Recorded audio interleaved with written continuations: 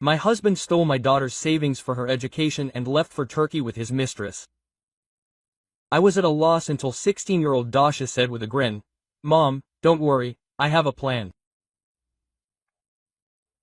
A week later, he begged for help, learning, and before we continue, please write what country you are from and how old you are. Enjoy listening. Quote. Igor walked over to the kitchen table where Marina, his wife, was sorting out the shields. With a slight movement of his hand, he pushed them aside, causing the woman to look at him questioningly. "I need to withdraw money from the account," he said in a casual tone. Marina frowned. He was talking about the account where funds for their daughter Dasha's education had been accumulating for years. 16-year-old Dasha dreamed of going to Berlin University. And her parents did everything they could to make her dream come true. Everything. Why? There was concern in Marina's voice. There was an opportunity to invest profitably, Igor answered evasively, avoiding her gaze. "Don't worry, I have everything under control.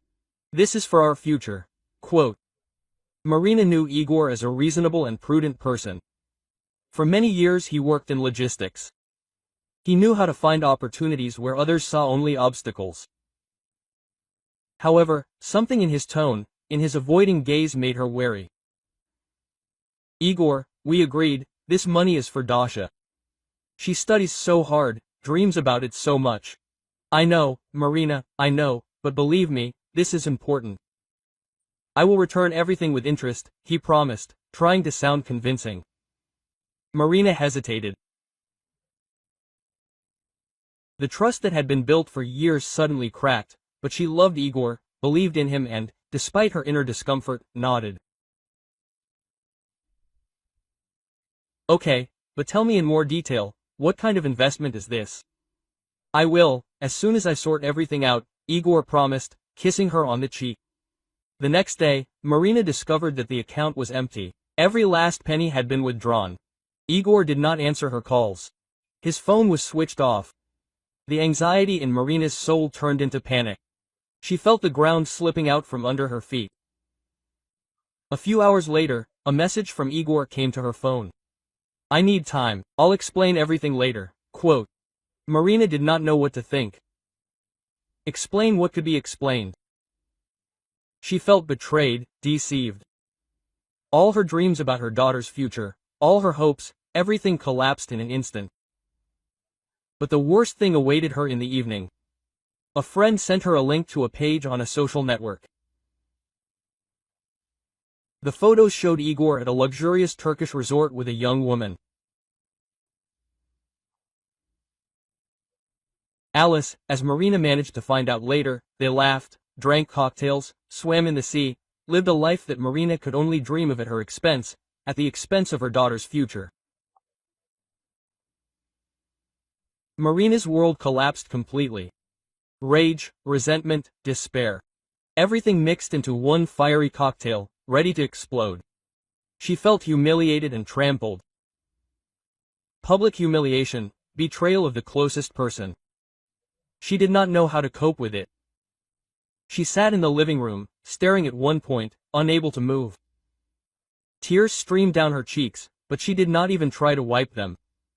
She was broken. At that moment, Dasha entered the room. She saw her mother's condition and immediately understood everything. "Mom, what happened?" Marina silently handed her the phone with the photos. Dasha took it, looked at the screen carefully, and her face turned to stone. Anger flashed in her eyes, but she quickly pulled herself together. "Mom, don't cry," she said calmly, hugging Marina. "Everything will be fine. It's so good, Dasha. He stole all our money. He left with that one." Quote. Marina couldn't find the words. "I know, Mom, but we'll think of something." "What can we do, Dasha?" "We can't do anything. He left with everything." "No, Mom, we can. I have a plan," Dasha said firmly. Marina looked at her daughter. In her eyes, she saw not despair, but determination. A determination that surprised her. Dasha had always been a smart and resourceful girl, but she had never shown such willpower. What's the plan, Dasha? What can you do? Dasha, catching the despair in her mother's eyes, immediately got down to business. Mom, remember how Dad always grumbled that he forgot to log out of his accounts on the old laptop? He was always too busy. She pointed to the dusty, battered laptop pushed into the corner of the living room. It seemed like a good time to check what was left there. Anna, still overcome by the betrayal, looked at her daughter doubtfully. Dasha, I don't understand what you expect to find there. He took all the money and ran away. What can you do? Mom, believe me, his computer was always a mess. Maybe we can find something useful? There was confidence in Dasha's voice that Anna caught. She nodded, feeling a faint hope growing in her soul. Dasha sat down at the old laptop. The keyboard was sticky with age and the screen flickered, but that didn't stop her. She quickly turned it on and waited for it to load. The process took several agonizingly long minutes. When the desktop finally appeared, Dasha gasped. It was littered with shortcuts, files, and untitled folders. Chaos. But chaos that she could decipher. Oh my God, this is just a dump of information, Anna muttered, looking over her daughter's shoulder. Exactly, Dasha smiled, but there are probably treasures in this dump. She started with the mailbox. Luckily, Dad really hadn't logged out of his account. Dasha opened the incoming messages, spam, notifications from social networks, work correspondence, and something interesting. Letters from some offshore companies, requests for large transfers, discussions of logistics schemes that seemed suspicious. Mom, look at this. Dasha pointed to the screen. It looks like Dad is not entirely honest with his work. Anna read the letters. She, an accountant with many years of experience, immediately saw signs of financial fraud. This is serious, Dasha. This could be related to tax evasion, maybe even money laundering. Dasha continued her search. She went to the files on the computer. Among the numerous documents, she found folders with names like contracts, reports, Alina. The last folder caught her attention. Alina, it must be her, Dasha whispered, opening the folder. There were scans of documents, photographs, some invoices and, most importantly, a copy of Alina's passport and documents about the registration of some company in her name. Mom, I think I found something very interesting. The company is registered to Alina, but, apparently, Dad uses it for some of his own business. Looks like money laundering through an online casino, Dasha said, showing the finds to Anna. Anna, she grabbed her head. Oh my God, not only did he betray me, he's also committing a crime. It's terrible. Don't worry, Mom, we'll use this against him. Dasha closed the folder and opened another one called Taxes. There were scans of tax returns, reports, some tables. Dasha quickly looked through them and frowned. Something is clearly wrong here. The numbers don't add up. It looks like he was underreporting his income and evading taxes, Dasha stated. We have to do something about this, Anna said. Her voice trembled with rage and resentment. I know, Mom, but we need help. We need someone who knows the law. Dasha thought for a moment. I have a lawyer friend, Uncle Sergey. He has always helped our family with various issues. Maybe we should contact him? Anna nodded. Yes, that was a good idea. He would be able to tell us what to do with all this information. The next day, Anna and Dasha met with Sergey in his office. They told him about Oleg's betrayal and showed him all the documents they had found on his old laptop. Sergey listened to them carefully and studied the materials they had provided. Quote, "This is serious," he said, finishing reading. "You have evidence of financial fraud, tax evasion, and possibly even money laundering. This could lead to criminal liability. What should we do? Anna asked. Her voice sounded worried. You have several options, Sergey answered. You can contact the tax office and report the violations. You can also contact Oleg's employer and provide them with information about his financial fraud. This could lead to his dismissal. And what about Alina? Asked Dasha. Is she involved in this too? Most likely, yes. She could be an accomplice to the crime. If you provide evidence of her involvement, she could also be held accountable, answered Sergey. And what will this give us? Asked Anna. This will help you get back the money that Oleg stole from you. If he is found guilty, the court may oblige him to pay you compensation. In addition, this will help punish him for betrayal and restore justice, explained Sergey. Quote, and what do you advise us? Asked Dasha. I advise you to hand over all the documents you have to the tax office and Oleg's employer. It is also worth anonymously reporting this to Alina. Let her feel like she's in your shoes, Sergey replied. Anna and Dasha agreed with Sergey's advice. They returned home and began preparing to implement their plan. Dasha carefully scanned all the documents and prepared emails for the tax office of Oleg and Alina's employer. I'll send them anonymously so he doesn't know who did it, Dasha said. Let him guess. Anna nodded. That's a great idea. Let him feel fear and uncertainty. Dasha sent the emails. She felt a wave of anger and resentment rising in her soul. She wanted Oleg to pay for his betrayal. She wanted him to lose everything that was dear to him. Now all we can do is wait, Anna said. Yes, Dasha replied. But I'm sure we won't have to wait long. Marina and Dasha waited for news, trying not to show their excitement to each other. Marina continued to work, trying to distract herself from what was happening. And Dasha spent all her free time at the computer, monitoring the situation on the internet. She knew that sooner or later their plan would work. Igor received a notification. His accounts were temporarily blocked for the duration of the investigation. The phone screen flashed, displaying a merciless message from the bank. He reread it several times, as if hoping that the error had crept into the soulless algorithm, and not into his reality. But no, every letter, every number screamed one thing. His financial empire, so carefully built over the years, had cracked.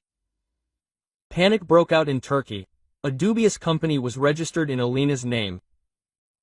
The paradise that yesterday beckoned with azure shores and promises of a carefree life turned into a stuffy cage. Alina, with whom he pinned hopes for a new bright life, suddenly became a burden, a source of problems that he did not even suspect. Her naivety, which once seemed sweet, now irritated him with its helplessness. He remembered their conversation a couple of months ago, when he had offered her to become the nominal owner of a small company, supposedly to optimize taxes. Then Alina, blinded by his generosity and promises of eternal love, readily agreed. Now, when men in uniform knocked on the door of her luxurious villa, she screamed in panic, demanding an explanation and guarantees of safety from him. Igor understood that Alina was a weak link, and the longer she remained in the sights of law enforcement agencies, the greater the risk for him. Igor's superiors suspended him from work for the duration of the investigation. The blow came unexpectedly and painfully. The work that seemed to be an unshakable support for his well-being suddenly turned into shaky ground, ready to slip out from under his feet at any moment. Quote, Igor, you yourself understand the seriousness of the situation, said the director. His voice was even and dispassionate. Quote, we cannot allow your name, and especially the name of our company, to figure in such scandals. You are suspended from your position for the duration of the investigation. I hope you understand. Igor understood. He understood everything perfectly well. His career, his reputation, everything he had worked so hard for so long, were going down the drain. He tried to object, to justify himself, but every word he said sounded pathetic and unconvincing. The call took a long, painfully long time. Finally, Marina answered. Her voice sounded calm and detached, as if she were talking to a stranger. Quote, "What do you need, Igor?" she asked. There was no anger or hysteria in her voice, only icy indifference, which hurt much more than any insults. Quote, "Marina, I need your help," Igor muttered, feeling a lump in his throat. "The accounts are blocked, I was suspended from work, I don't know what to do." Quote. Marina was silent for a few seconds, as if considering his words. Then she said in an icy tone, "Contact the tax office, like everyone else. You always said that the law is the same for everyone." Quote. Igor tried to justify himself, to explain that he had been set up, that he had become a victim of circumstances. But Marina did not let him finish. "Don't waste my time, Igor," she interrupted him. "You chose your own path. Now pay for your actions." Quote. She hung up. Igor was left alone with his despair. He understood that Marina would never forgive him. He had lost her forever.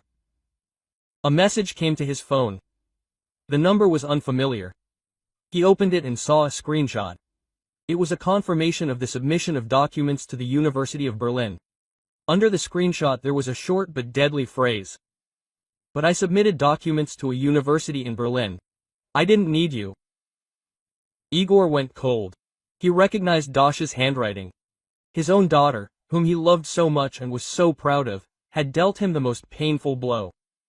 He had always considered her naive and inexperienced, not suspecting that behind the mask of a sweet girl there was a sharp mind and a will of steel.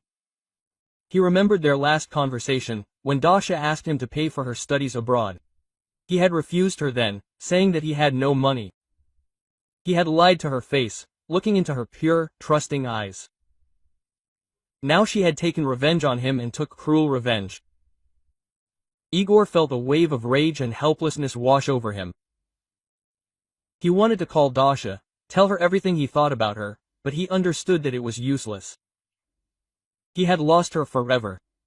A thought flashed through his head, underestimated. He underestimated Marina, her strength and resilience. He underestimated Dasha, her intelligence and determination. He underestimated the consequences of his actions. Now he had to pay for his mistakes, pay in full. At that very moment, a completely different atmosphere reigned in Anna and Dasha's apartment. Anna, who had previously been in a state of apathy and despair, was gradually coming to her senses. She saw how Dasha, despite her young age, took responsibility for the family, how she fought for their future. And this confidence of Dasha was transmitted to her, instilling hope for the best. Dasha was sitting at the computer, her fingers quickly running across the keyboard. She checked her mail, monitored the news, analyzed the information. She felt like a warrior fighting for justice. She knew that her father had made a mistake by betraying his family, and she was ready to do everything to ensure that he was punished for it. When the confirmation of her application to the University of Berlin appeared on the screen, Dasha smiled. She had long dreamed of studying abroad, but after her father took all the money, she lost hope. Now, thanks to her knowledge and perseverance, she was able to achieve her goal. And this was not just a victory, it was a symbol of her new life, a life in which she would determine her own destiny. She sent her father a message with a screenshot. She knew that it would hurt him, but she believed that he deserved it. He must understand that you cannot betray your loved ones with impunity. Then Dasha leaned back in her chair and looked at her mother. Anna looked at her with admiration and gratitude. "Thank you, Dasha," Anna said. Her voice trembled with excitement. "You are our savior." Dasha walked up to her mother and hugged her. "Everything will be okay, Mom," she whispered. "We can do this." At that moment, they both felt that their connection had become even stronger than before. They had been through betrayal and pain, but they had stood firm, and they knew that together they could overcome any difficulties. Meanwhile, in Turkey, Alina was in complete despair. She understood that Igor had deceived her, that he had used her for his dirty deeds. She was afraid that she would be arrested and sent to prison. Alina felt abandoned and betrayed. She realized that Igor had never loved her, that she was just a toy for him, a way to have fun and distract himself from his problems. Alina decided to run away. She packed her things and went to the airport. She bought a ticket to the first country she came across, just to get away from Igor and his problems. She knew that her life would never be the same again. She had lost everything: money, love, hope. A month later, Oleg returned. He was a shadow of the former self-confident man. All that remained of the well-groomed businessman, radiating success and prosperity, was an exhausted man with a dull look. The Turkish tan had peeled off, revealing a sickly pallor. The expensive clothes sat baggy, as if they had been taken from someone else's shoulder. Anna greeted him coldly, but without malice. There was no misfortune or sympathy in her eyes, only fatigue and determination. She had already filed for divorce and prepared a statement of property division. Lawyer Sergey, who had recently become more of a friend than just a lawyer, helped draw up all the necessary documents. "Do I need to sign any papers?" Oleg asked dully, avoiding Anna's eyes. "Yes, I do," she answered evenly. Sergey had prepared them. "All the conditions are there. You'd better read them carefully." Quote. Oleg nodded and took the extended folder. He ran his eyes over the lines, frowning with each page. He expected reproaches, hysterics, begging for forgiveness, but he was met with a businesslike and distant attitude. This hurt him more than any accusations. "You take everything," he muttered, looking at the clause on the division of property: "the apartment, the car, the dacha, everything that we had bought together." "This is a smaller part of what you took from us," Anna calmly retorted. "You stole more than just money, Oleg. You stole trust, love, our daughter's future. The apartment and the car are only small compensation for this." Oleg lowered his head. He knew she was right. He understood that he deserved it. But admitting it out loud was unbearable. "Dasha, she hates me, right?" he asked quietly. Anna sighed. "Dasha doesn't hate you. She's disappointed. She's hurt. You were her hero, her role model. And then you just disappeared, leaving her with a broken heart." "Where is Alina?" Anna suddenly asked, breaking the silence. Oleg shuddered. She left," he muttered. Anna grinned. "No wonder. She was always mercenary. She only wanted your money." "I was blind," Oleg whispered. "I thought she loved me." "You just wanted to seem younger and more successful," Anna answered. "You bought yourself the illusion of happiness, but in the end you lost everything real." After signing all the documents, Oleg left without saying another word. He left an apartment full of memories. And went nowhere. He was alone, crushed and completely lost. A few weeks later, Dasha received official confirmation of enrollment at the University of Berlin. She sat at the table, holding the letter in her hands and smiling. It was her victory. She proved that she could achieve everything on her own without her father's help. She realized her dream, despite the betrayal and pain. The day of departure came. Anna walked Dasha to the airport. They stood at the boarding gate, hugging each other. "I'll miss you," Anna said, holding back tears. "I'll miss you too," Dasha replied. "But I'll come back, I promise." Quote. "I know," Anna said. "I believe in you. You're strong and smart. You can handle anything." Quote. Dasha picked up her suitcase and headed for the boarding gate. She turned around and waved at Anna. Confidence and hope shone in her eyes. Anna watched Dasha leave and felt a new life begin in her heart. She had experienced betrayal, pain, and despair, but she had persevered. She had become stronger and more independent. She believed in the future. Igor was left alone, with debts, without a woman, without an apartment. He tried to find a job, but his reputation was ruined. No one wanted to deal with a man involved in financial fraud. He got by with odd jobs, lived in cheap hotels and ate whatever he could find. He realized that he had lost everything that was most valuable in his life.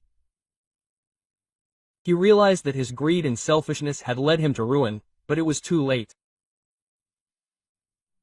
He was left alone with his mistakes and regrets. Marina saw her daughter off to the airport and for the first time in a long time said, "Now everything will be fine." And she believed in it. They had both experienced terrible betrayal, but they found the strength to move on. Dasha flew away to build a new life full of opportunities and prospects. And Marina stayed to start from scratch. She knew that many difficulties awaited her ahead, but she was ready for them. She believed in herself and in her daughter. She knew that they would definitely cope with everything.